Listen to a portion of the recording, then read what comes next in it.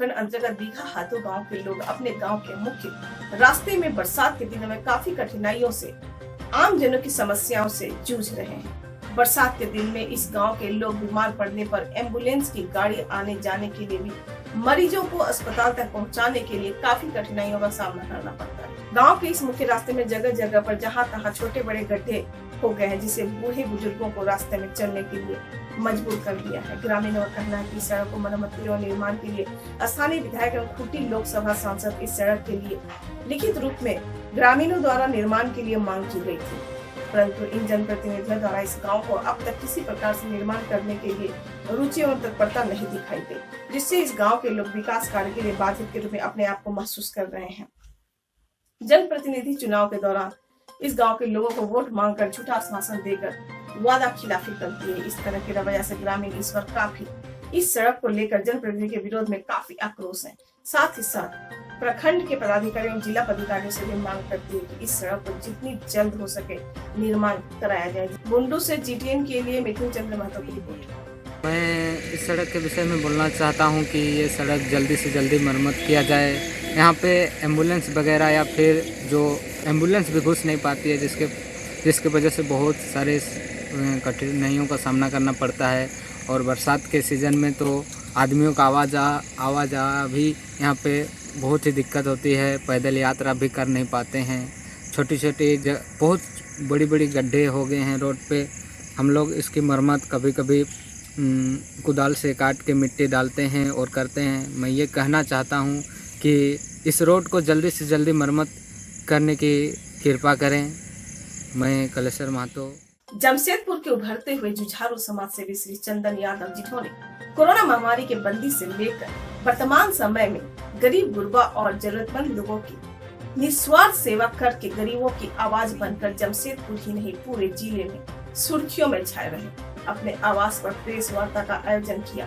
Press वार्ता के दौरान उन्होंने जिला प्रशासन को, खासकर वरीय पुलिस अधीक्षक एवं पुलिस परिवार को उनकी सच्ची निष्ठा एवं सटीक कार्यवाही और त्वरित कार्रवाई करते हुए बिरसा नगर के युवा अधिवक्ता प्रकाश यादव की जघन्य हत्याकांड की गुत्थी सुलझाते हुए अपराधियों की गिरफ्तारी सबूत सहित बरामदगी हेतु आभार व्यक्त किया एवं खुशी जाहिर करते हुए बधाई दी। साथ ही उन्होंने इस हत्याकांड के पीछे जिन लोगों का सह प्राप्त है उन पर भी कार्रवाई करने का अनुरोध किया। वहीं दूसरी ओर इस हत्याकांड को लेकर भारतीय जनता पार्टी और भारतीय जन मोर्चा के नेताओं द्वारा हो रही गंदी राजनीति पर चिंता जाहिर करते हुए इसे अविलंब बंद करने की बात कही। उन्होंने जिला प्रशासन का ध्यान आकर्षित करते हुए जमशेदपुर के बारेडी, जुगसलाई, बर्मा माइंस, सिद्धगोड़ा, मानगो, कदमा, सोनारी, टेलको बस्ती क्षेत्र, बिरसा नगर, धक्केडी, बागबेड़ा, साकची, भुइयाडी में चलाई जा रहे जुआ, सट्टा और मटका के अलावा मोबाइल पर भी जुए के कार माफियाओं द्वारा कोरोना महामारी के विषम समय में विशेष संरक्षण में फल फूल रहा है। इस गोरख धंधे में शहर के कुख्यात अपराधियों एवं सफेद पोषों का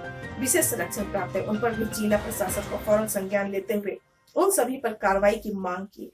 इन लोगों के चंगुल में जमशेदपुर का युवा पीढ़ी बर्बाद हो रहा है। इतना ही नहीं, जमशेदपुर के अपराधियों और उनके संरक्षकों के द्वारा नागालैंड द्वारा निर्गत आर्म्स लाइसेंस और घातक हथियार जमशेदपुर पहुंच रहे हैं, जिसे अपराधी बेखौफ घूमते हुए और घटना को अंजाम देते हुए नजर आ रहे हैं। यह चिंता का विषय है। इस बात से जिला प्रशासन का अवगत कराना होगा। हमारा जमशेदपुर अमन चैन सुपर का शहर है, इसे बचाना जरूरी है।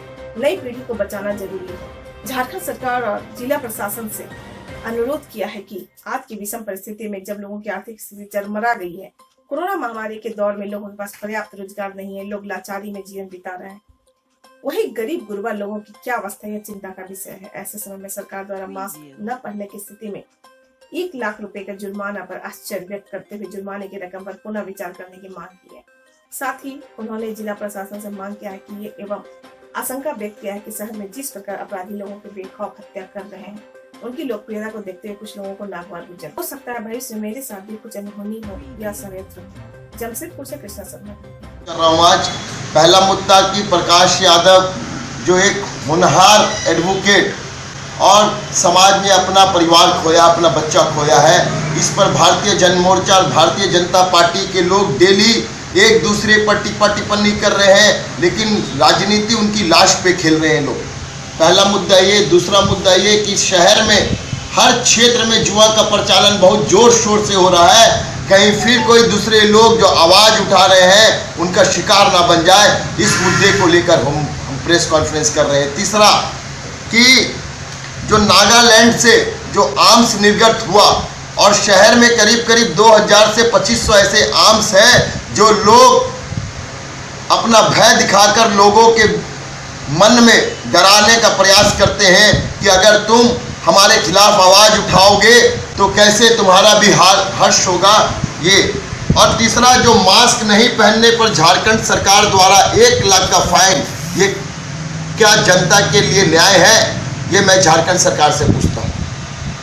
कैसे लाखों का हेरा फेरी हो रहा है?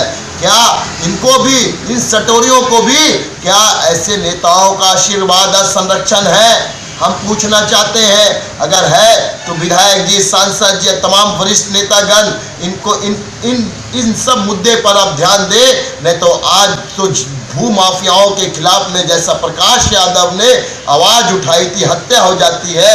कहीं ऐसा ना हो चंदन यादव भी जन समस्याओं की, जो जनहित की काम के लेकर आवाज़ उठा रहा है, हमारी भी हत्या ना हो जाए। इसके लिए हम जिला के प्रशासन से यह अनुरोध करते हैं कि शहर में खासकर सिद्धगोड़ा क्षेत्र में खुलेआम जुआ और लॉटरी का जो संचालन हो रहा है, वो भी बड़े बड़े नेताओं के द्वारा उनको संरक्षण प्राप्त है। और सिर्फ सिद्धगोड़ा ही नहीं, बिरसा नगर, बारीडीह, सांची इसका केंद्र बन चुका है। सांची, खासकर सांची, बिष्टुपुर, सोनारी, कदमा जुआ का ऐसा प्रचलन हो रहा है इस कोरोना काल में कि लोग आज भयभीत होकर भी, मतलब उनके घर का सामान चल जा रहा है, लोग कुछ आवाज़ नहीं उठाते हैं। इसलिए नहीं उठाते हैं कि ऐसे सटोरियों के पास में आर्म्स है, वो भी आर्म्स नागालैंड के द्वारा निर्गत है, जो पूरी तरह से असंवैधानिक है। हम जिला के प्रशासन से मांग करते हैं कि इन तमाम मुद्दे पर जिला के प्रशासन जांच करे और ऐसे जो जुआ का प्रचलन हो रहा है इसको जल्द से जल्द इनको बंद करे। और हमारी भी जहां सहयोग जिला की प्रशासन को पड़ेगी, जरूर चंदन यादव और उसकी टीम पूरा नाम और ब्यौरा बायोडाटे के साथ में जिला को प्रशासन को देने का काम करेगा कि कौन कौन क्षेत्र में किस तरह से जुआ, लॉटरी, ताश, मटका का संचालन हो रहा है। और इस संचालन में भी बहुत बड़े बड़े नेताओं का आशीर्वाद है।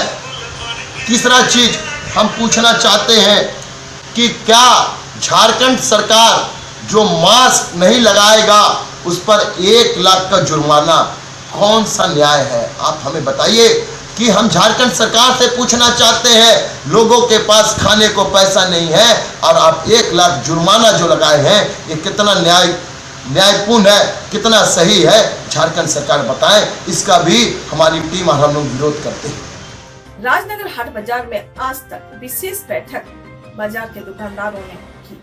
वहीं सभी दुकानदार ने नियमों का पालन करते हुए मुंह में मास्क लगाया और सोशल डिस्टेंसिंग का पालन करते हुए बैठक संपन्न कराई, जिसमें कोविड-19 महामारी के मद्देनजर राजनगर बाजार क्षेत्र को इस महामारी से दूर रखने का एवं बचाव के उद्देश्य से बचाव के दुकानदारों ने अपनी दुकानें केवल एक वक्त ही खोलने और स्वेच्छा से अपनी दुकानें 2 बजे के बाद बंद रखने का निर्णय लिया। इसके साथ साथ सप्ताह में एक दिन बुधवार को संपूर्ण शट डाउन रखने का भी निर्णय लिया। वहीं इस बैठक में दुकानदारों ने अपनी दुकान में मास्क पहन कर एवं सोशल डिस्टेंसिंग का पालन करते दुकान खोलने का प्रण लिया है। वहीं मास्क लगाए, ग्राहकों से दूर रहने एवं सामान नहीं देने की बात कही। वहीं इस निर्णय का सभी दुकानदारों ने समर्थन भी किया। दुकानदारों का कहना है कि जब तक इस महामारी से जिले को निजात नहीं मिल जाती तब तक हम स्वेच्छा से अपनी दुकानें दोपहर 2 बजे के बाद बंद कर देंगे, ताकि राजनगर बाजार में भीड़ न लग पाए और इस महामारी से राजनगर बाजार क्षेत्र मुक्त रहे। सरायकेला राजनगर से दीपक महतो की रिपोर्ट। हम लोग सब आदमी जुटे थे और सब आदमी के सहमत से विचार विमर्श किया गया। तो इसमें सहमत में किया गया कि साप्ताहिक बुधवार दिन सब दुकानदार रोड धार हो या बाजार में सब का दुकान बंद होना चाहिए। और बाहर का आदमी जो यहाँ सब्जी वगैरह लेके आ रहा है उन लोगों को भी दूसरा दिन भी उन लोग के लिए मना है। आज राजनगर बाजार दुकानदार संघ के द्वारा विशेष बैठक ही रखा गया और जिसमें सभी दुकानों के सहमति से ये निर्णय लिया गया कि सुबह 6 बजे से 2 बजे तक दुकान खुली रहेगी और 2 बजे के बाद पूर्णतः बंद हो जाएगी। और इसके साथ सप्ताह में एक दिन बुधवार को भी बंद करने का निर्णय लिया गया है। इस बैठक में निर्णय लिया गया है कि 6 से 2 बजे हम लोग बंद करेंगे दुकान और साप्ताहिक एक दिन बुधवार को दिन हम लोग पूरा फुल लॉकडाउन करने का विचार किए हैं। क्या ये स्वेच्छा से किया गया है या कोई प्रशासन का कोई दबाव है? नहीं, ये हमारे पूरा राजनगर सब दुकानदार भाइयों का स्वेच्छा से किया जा रहा है। कितना दिन रहेगा ये लॉकडाउन? ये जब तक वैक्सीन नहीं आ जाता है कोशिश करेंगे हम लोग। क्या वजह है इसको बंद कराने का? वजह है कि हम सेफ रहना चाहते हैं, फैमिली वगैरह है हम लोग का। हम लोग तो गड़बड़ हो गया जी, इस महामारी को ख़त्म करने का बस यही एक रास्ता हम लोग को सूझ रहा है। उस हिसाब से ईचागढ़ विधानसभा क्षेत्र में 2 दिनों की भारी बारिश के बाद चांडिल डैम का जल स्तर बढ़ने लगा है। आज डैम में 180.10 जलस्तर दर्ज किया गया है। जलस्तर बढ़ने की जानकारी मिलने पर आज नेता हरिलाल महतो अपने कार्यकर्ताओं के साथ विस्थापित गांव का दौरा। नौका विहार से बोट पर सवार होकर ईचागढ़ व कुकड़ू प्रखंड के दर्जनों गाँव में जल स्तर की जानकारी ली। इसमें मैसरा, उदाडार, जानू, पलासडी, कुमारी झापापोड़ा, उड़िया आदि गाँव शामिल है। हरिलाल महतो ने गाँव में जाकर लोगों से समस्याओं की जानकारी ली।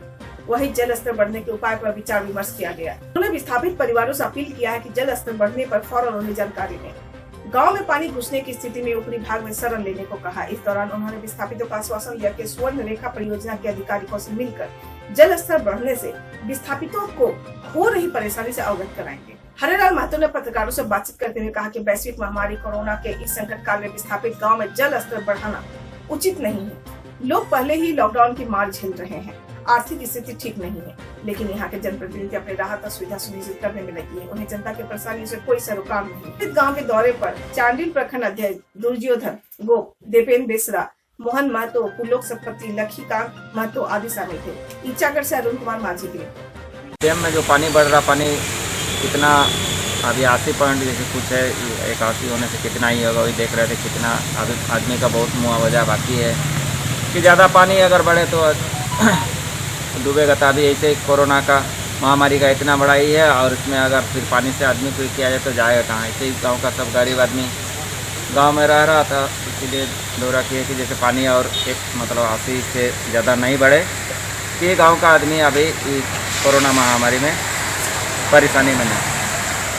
आश्वासन दिए कि और पानी उससे ज़्यादा नहीं बढ़ेगा। यही प्रशासन से हम लोग ही करेंगे, मिलकर उनको ये कहेंगे कि इस बार पानी इससे ज़्यादा नहीं बढ़ाए, क्या कि पानी तो अभी कोई और हाइडल प्रोजेक्ट में कुछ ही नहीं हो रहा, खाली खेती के लिए जा रहा पानी, तो फिर पानी ज़्यादा ये करके फिर। श्री कृष्णा वेलफेयर सोसाइटी ने कांड्रा के अंकित यादव को सम्मानित किया। अंकित कांड्रा के गांव से शिकागो अमेरिका में पढ़ाई करेंगे। उन्हें कंप्यूटर साइंस में बहुत दिलचस्पी है। उन्हें स्कॉलरशिप मिली है। अंकित ने सॉफ्टवेयर, एंड्रॉइड ऐप और वेबसाइट भी बनाया है। इसी के आधार पर उन्हें स्कॉलरशिप मिली है। UCL यूनिवर्सिटी विश्व के टॉप 10 विश्वविद्यालय में उनका दाखिला हुआ।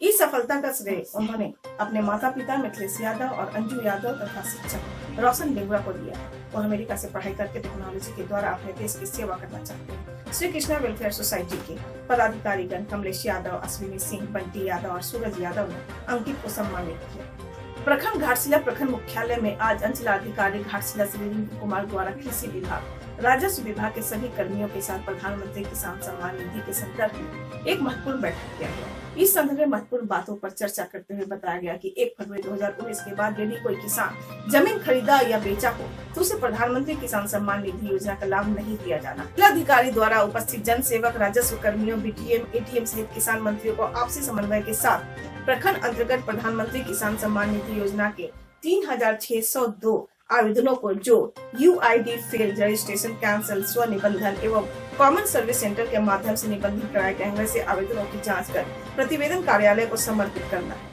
इसके अलावा जो छूटे हुए किसान आवेदन करना चाहते हैं उनका फॉर्म B में वंशावली, ग्राम प्रधान एवं मुखिया का हस्ताक्षर और फॉर्म D स्व घोषणा पत्र हस्ताक्षर करवाकर ऑनलाइन माध्यम से आवेदन किया जाना है। बैठक में प्रखंड कृषि पदाधिकारी श्री पतित पावन घोष, दिलीप कुमार बारिक सहित अंचल निरीक्षक पंकज कुमार एवं सभी जनसेवक, राजस्व कर्मचारी, ATM, BTM उपस्थित थे।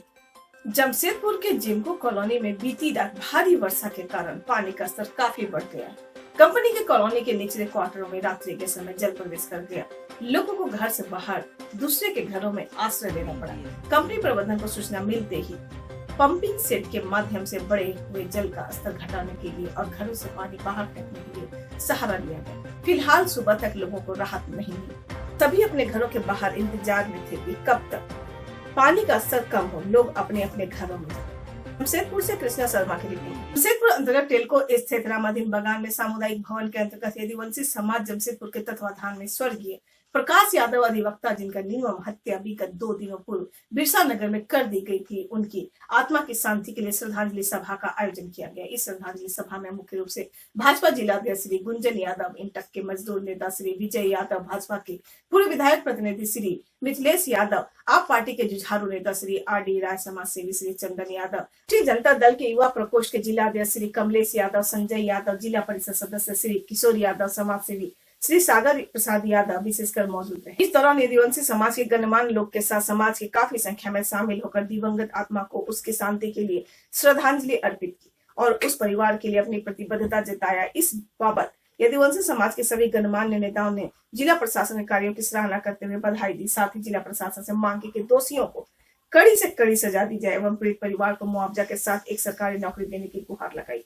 इस दौरान यदुवंशी समाज के लोगों ने एक स्वर में पीड़ित परिवार के साथ सदैव खड़े रहने का संकल्प लिया। कार्यक्रम का संचालन मजदूर नेता विजय यादव ने किया। जमशेदपुर से कृष्णा शर्मा की रिपोर्ट। के यादव समाज ने एक होनहार अधिवक्ता प्रकाश को खोया है और मैं मूल्यो कर्मकार जी को चेतावनी देना चाहता हूं कि आपने यादव समाज के एक प्रकाश को तो मार दिया, 500 प्रकाश जीवित है, कितनों को मारोगे। प्रकाश ने सरकार की लड़ाई लड़ी, प्रकाश ने भूमि माफिया से कभी कंप्रोमाइज नहीं किया, वो लड़ते रहे और लड़ करके वीर गति को प्राप्त हुए हैं।